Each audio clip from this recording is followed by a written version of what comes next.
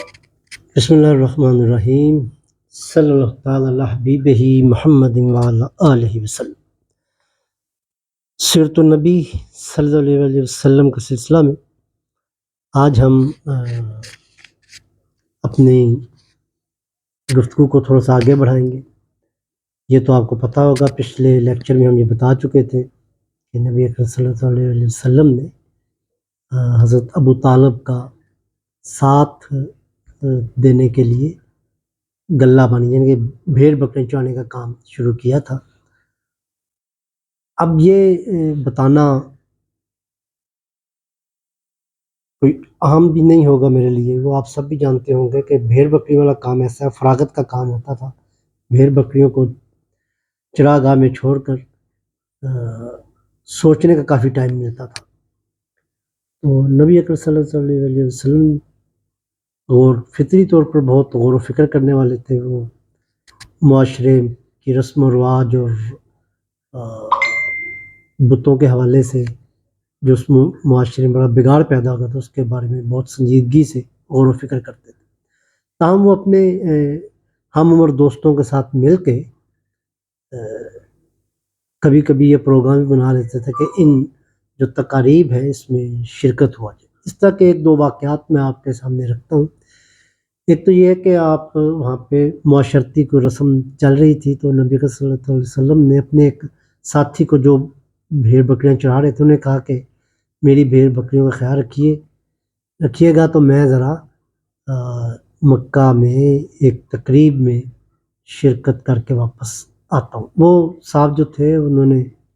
حامی بھر لی ان کی بکریوں ان کی بھیڑوں کا خیال رکھنے کی۔ تو نبی صلی اللہ علیہ وسلم نے ایک جب مکہ میں داخل ہوتے ہیں شہری علاقے میں، تو وہاں پہ گانے بجانے کی اور اس طرح کی آوازیں ان کو آتی ہیں، تو مطلب اس پہ وہ دیکھتے ہیں، وہ بیٹھ جاتے ہیں اس کو سننے کے لیے۔ تو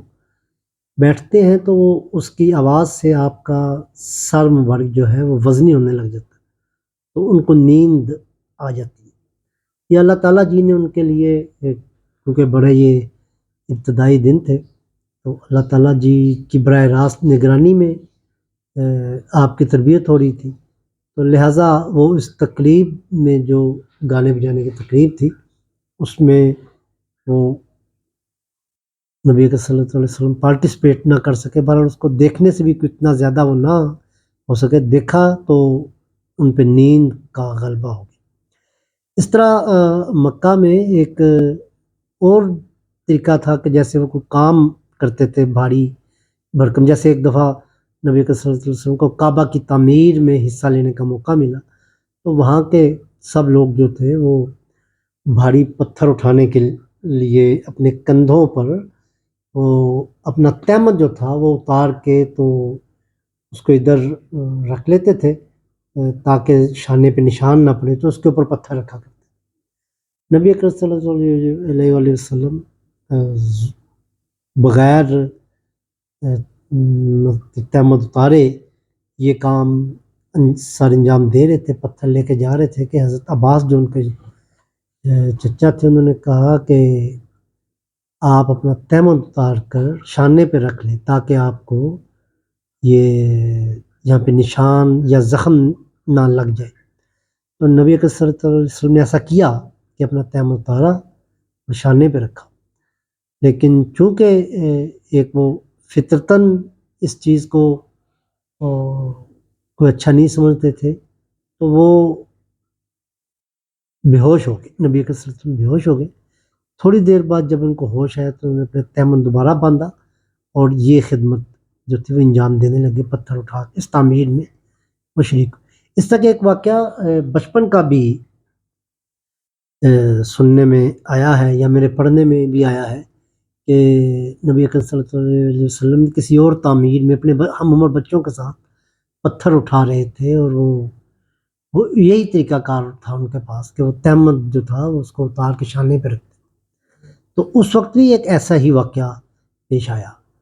کہ آپ نے جب وہ تہمت اتار کے اپنے شانے پہ رکھا تو اللہ تعالیٰ جی نے پھر ان کو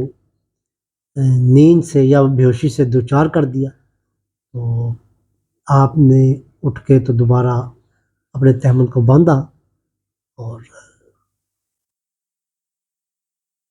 یہ دو واقعات ہیں کہ جو